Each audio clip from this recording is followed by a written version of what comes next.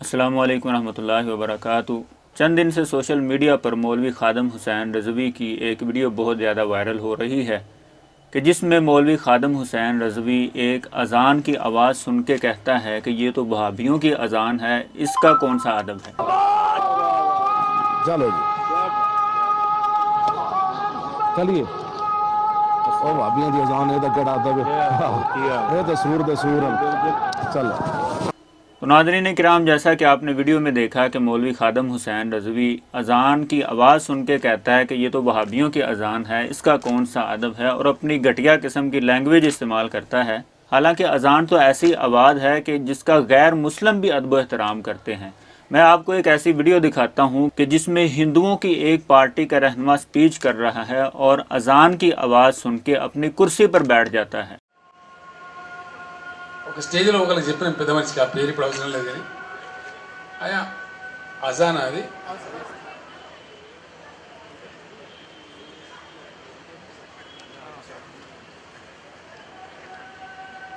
तो नाज़रीन किराम देखें, एक तरफ तो गैर मुस्लिम है जो अज़ान की आवाज़ सुन के अपनी कुर्सी पर बैठ जाता है और अपनी स्पीच बंद कर देता है, और दूसरी तरफ नाम नहाद मौलवी है कि जो कहता है कि अज़ान का एहतराम करने की ज़रूरत नहीं है, ये तो वहाबियों की अज़ान है।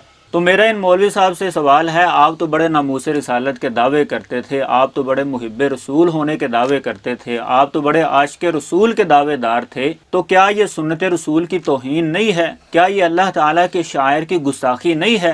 अब कहाँ गई आपकी मोहब्बत और कहाँ गए आपके आशिक़े रसूल होने के दावे कि आप फ़िरका वरीयत में इस कदर डूब चुके हैं कि किसी और की ज़ुबान से आप अल्लाह और उसके रसूल के नाम का अदब व एहतराम भी नहीं कर सकते हैं।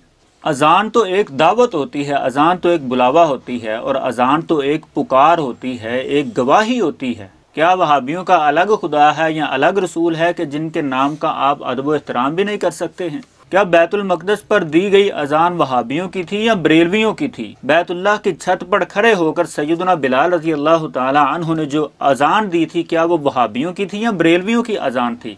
इसी तरह मस्जिद नबवी के अंदर जो अज़ानें दी जाती थीं वो वहाबियों की अज़ानें थीं या बरेलवियों की अज़ानें थीं? और नबी सल्लल्लाहु अलैहि वसल्लम ने जिस अज़ान के एहतराम का हुक्म दिया है वो वहाबियों की, बरेलवियों की, देवबंदियों की, अहले हदीसों की अज़ान नहीं, बल्कि वो तमाम मुसलमानों की अज़ान है। बात उस अज़ान के एहतराम की है जो तेरी भी अज़ान है, जो मेरी भी अज़ान है। उस अज़ान के अदब व एहतराम का रसूलुल्लाह सल्लल्लाहु अलैहि वसल्लम ने सबको हुक्म दिया है। अज़ान तो ऐसी आवाज़ है कि जिसकी गवाही ज़मीन पर चलने वाली छोटी छोटी चींटियाँ भी देंगी, और ये ऐसी आवाज़ है कि जिसकी गवाही समंदरों में तैरने वाली मछलियाँ भी देती हैं।